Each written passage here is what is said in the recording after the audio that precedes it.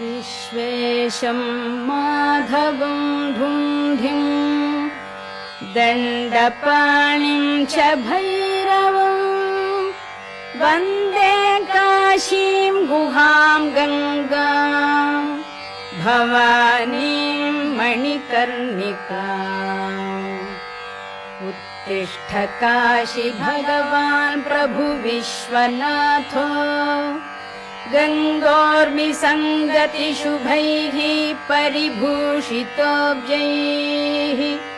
श्रीढुण्ढिभैरवमुखैः सहितान्नपूर्णा माता च वाञ्छति मुदा तव सुप्रभातम्। ब्रह्मा मुरारी त्रिपुरान्तकारिः भानुशशी भूमिसुतो बुधश्च गुरुश्च शुक्रः शनिराहुकेतव